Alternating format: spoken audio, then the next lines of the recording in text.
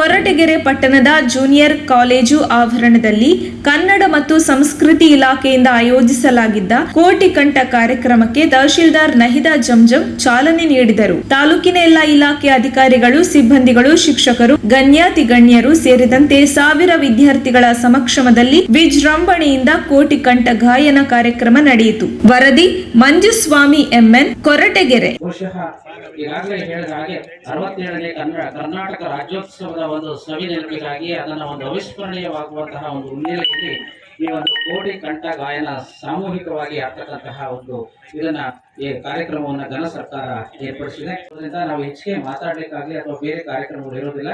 So ಹಾಗಾಗಿ ಈ ಒಂದು ಕಾರ್ಯಕ್ರಮದ ಮುಖ್ಯ ಉದ್ದೇಶ ಕನ್ನಡ ನಾಡು, ನುಡಿ, ಸಂಸ್ಕೃತಿ, ಪರಂಪರೆ, ಶ್ರೀಮಂತಿಕೆ, ಈ ಒಂದು ಬಹುತ್ವವನ್ನ ಕುರಿತಾದಂತಹ ಈ ಎಲ್ಲ ನಮ್ಮ ನಾಡಗೀತೆಯಿಂದ ಹಿಡಿದು 5 ಕನ್ನಡ ಜನನೀಯ ತನು ಜಾತೆ ಜಯ ಹೇ ಕರ್ನಾಟಕ ಮಾತೆ, ಜಯ ಸುಂದರ ನದಿವನಗಳ ನಾಡೆ, ಜಯ ಹೇ ರಸ ಋಷಿಗಳ ಪೀಠೆ, ಭೂದೇವಿಯ ಮಕುಟದ ನವಮಣಿಯೇ, ಗಂಧದ ಚಂದದ ಹೊನ್ನಿನ ಗಣಿಯೇ, ರಾಘವ ಮಧುಸೂದನ ಬದಲಿಸಿದ ಭಾರತ ಜನನಿಯ ತನು ಜಾತೆ, ಕಬೀರರ ಭಾರತ ಜನನಿಯ ತನು ಜಾತೆ, ಜಯ ಹೇ ಕರ್ನಾಟಕ ಮಾತೆ.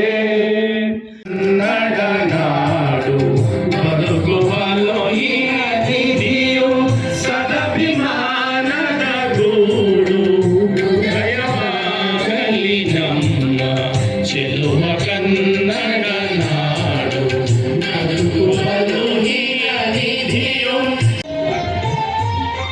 ಲೆಕ್ಕಿ ಗಣಿತಾಕ್ಷರರು ಬೆಳೆಯ ಮೆರೆದಿಹ ನಾಡು, ಜಗಣ್ಣನ ಶಿಲ್ಪ ಕಲೆಯ ಕಚರಿಯ ಕರುಗೋಡು, ಚೆಲುವ ಕನ್ನಡ ನಾಡು ಬದುಕುವಲು ಈ ನದಿಯು ಸದಭಿಮಾನದ ಗೂಡು, ಜಯವಾಗಲಿ ನಮ್ಮ ಚೆಲುವ ಕನ್ನಡ ನಾಡು ಬದುಕುವಲು ಈ ನದಿಯು ಸದಭಿಮಾನದ ಗೂಡು,